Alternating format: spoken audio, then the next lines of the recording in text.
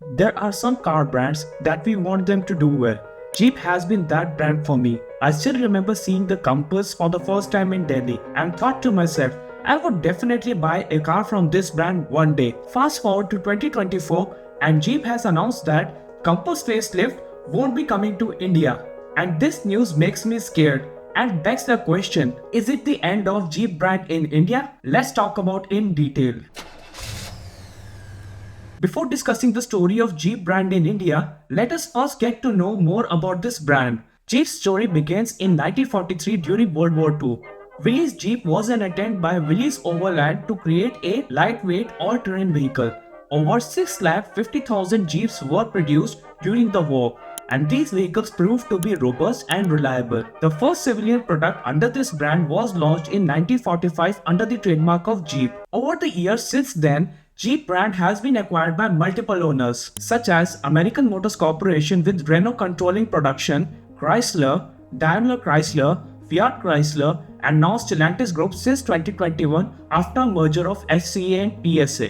Jeep's story in India begins with Mahindra & Mahindra. In 1947, Mahindra was granted license to use Jeep trademark. Willys supplied them with complete vehicle kits for localized manufacturing of Willys Jeep.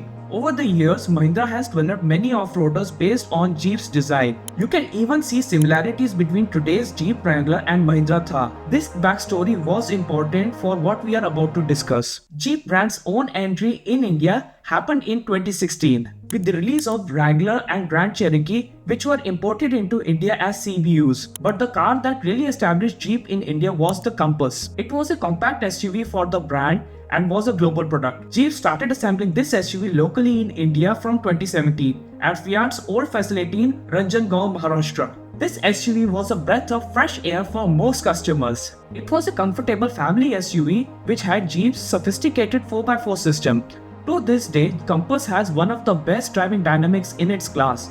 Being locally produced, Jeep was able to price this SUV competitively, starting from almost 15 lakh rupees. Mind you, this was during the time when we didn't have the option of Tata Harrier or Mahindra XUV 700. During 2017, XUV 500 and Scorpio Classic had started to show their age. Compass seemed a whole generation ahead of those cars. They sold almost 2,000 units of Compass each month during their first year, which is commendable for a new brand. They also launched the Jeep Wrangler in India in 2020, the off-road king.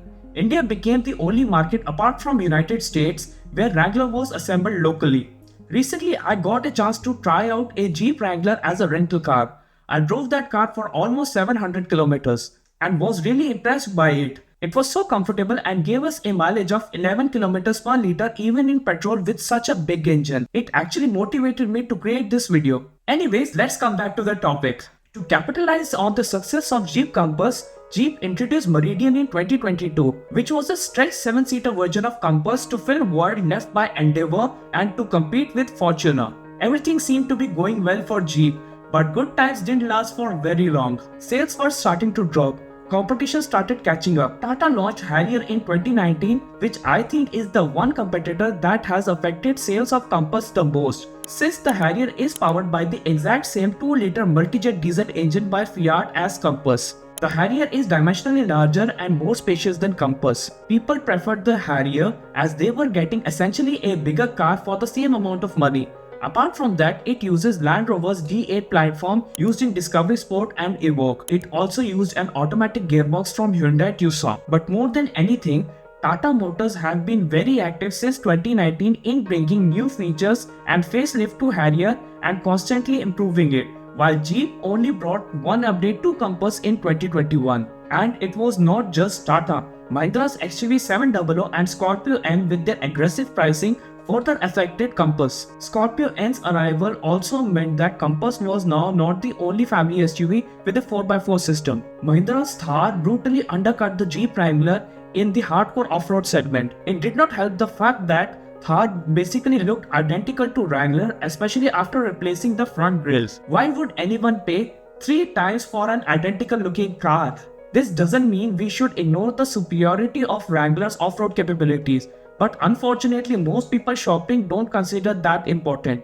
Meridian seemed too underpowered with its 2-liter diesel engine to compete with Fortuner and now lags behind even the Skoda's Kodiaq. MG Motors' entry in India with MG Hector with again the same diesel engine as Compass meant people had one more option. Hector was again a bigger car than Compass with relatively similar amount of money. Then with the entry of Kia with Seltos and Hyundai's dominance with Creta meant that Compass was fighting a losing battle. Jeep wasn't able to keep prices of Compass competitive either.